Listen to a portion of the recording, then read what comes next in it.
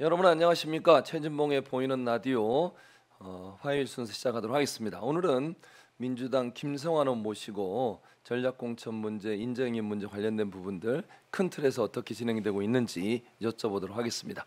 자, 김성환 의원 나와 계십니다. 어서 오십시오. 네, 안녕하세요. 반갑습니다. 예. 바쁘시죠? 네. 오늘 오시면서 저한테 웬 방송이 아무런 원고도 없냐? 네. 원래 원고가 없습니다. 깜짝 놀랐습니다. 깜짝 놀라셨죠? 네. 사회자도 원고가 없네요. 네, 저도 없습니다. 네. 그냥 합니다. 네. 직격 인터뷰라고. 아, 편해서 좋긴 하네요. 알겠습니다.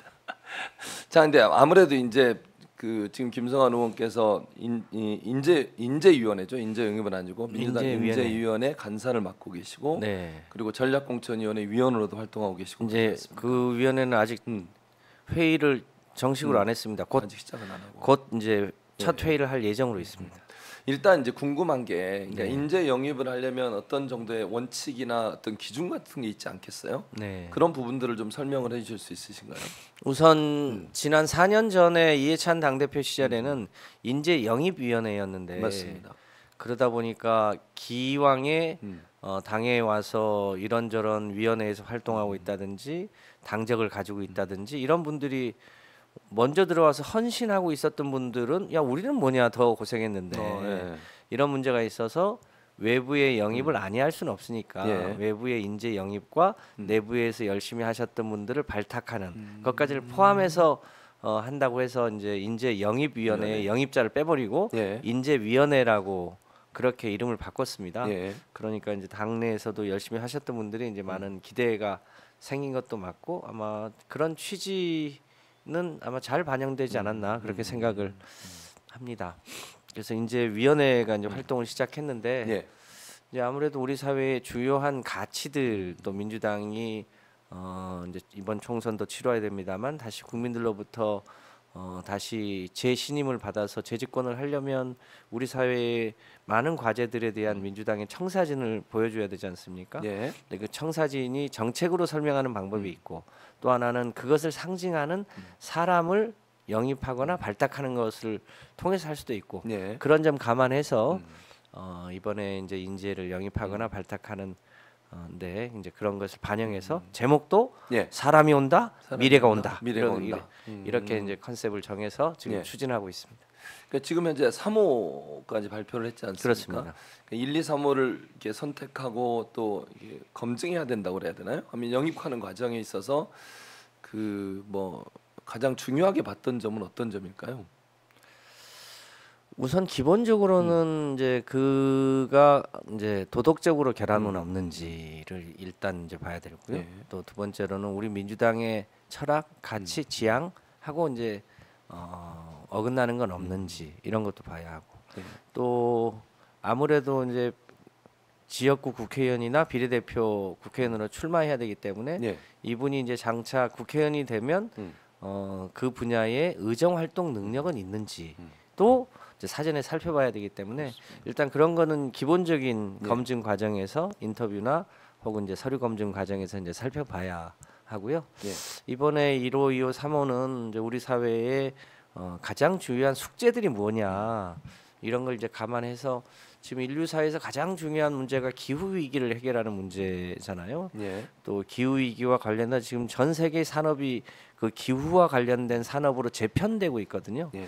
이런 걸 감안해서 이제 더 이상 탄소 문명이 아니라 탈탄소의 새로운 녹색 문명으로 가는 시기에 기후 위기 전문가가 필요하다고 해서 이제 1호로 박지혜 플랜 1.5 대표를 이제 모시게 됐고 우리 사회에 여전히 이제 먹고 사는 문제가 중요하고 또 혁신 경제를 통해서 지속 성장을 해야 되는 문제가 있기 때문에 그런 이제 혁신 경제 영역에서 실제로 기업을 경영해보고 본인이 벤처 스타트업을 만들어보고 또 그걸 자문했던 분을 또 2호로 영입을 하게 됐죠. 이재성 대표님인데 또 그분은 고향이 부산이라고 본인이 우리가 뭐 처음부터 말씀드렸던 것도 아닌데 본인이 이제 처음에 접촉할 때부터 자기는 혹시 인재로 발탁되면 부산으로 출마하겠다.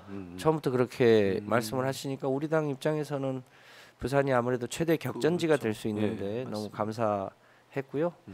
3호는 뭐 잘 아시는 대로 윤석열 소위 검사 정부가 경찰을 장악하기 위해서 법에도 없는 소위 경찰국을 신설해서 경찰에 대한 통제를 강화하려고 했던 것에 반대한 대표적인 인물 아니겠습니까? 그렇습니다. 그래서 대한민국의 이제 민주주의의 확대를 위해서도 이런 불법 시행령 통치를 막고 나선 이제 상징적인 인물로 유삼영 총경을 이렇게 모시게 됐고요. 앞으로도 그런 각 영역과 전문성, 예. 상징성 이런 인물들을 지속적으로 영입을 하려고 준비하고 있는 상황입니다. 지금 현재 그럼 발표는 안 했지만 쭉 이렇게 뭐 어느 정도까지 준비가 돼 있는지 뭐 지금 현재 상황으로 보면 몇 명 정도까지 영입이 돼 있는 거는 얘기하실 수 있나요? 지금 뭐 검토하고 있는 분은 리스트 상에는 굉장히 많이 있고요.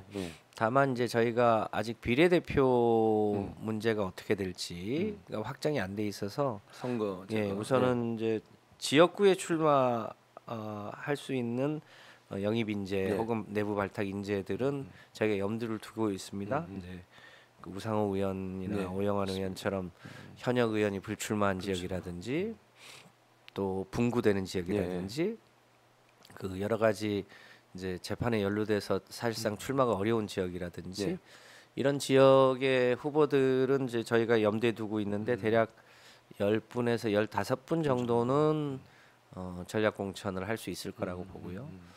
또 비례대표가 어떻게 될지 좀 미정인데 그래서 거기는 일단 후보군으로만 리스트업을 하고 있는 중이고 비례대표 제도가 이제 확정이 되면 그에 맞춰서 추가로 더 영입을 하거나 혹은 뭐 멈추거나 이렇게 해야 될 상황으로 있습니다. 대략 한 20명에서 25명 내외가 되지 않을까라고 예상합니다.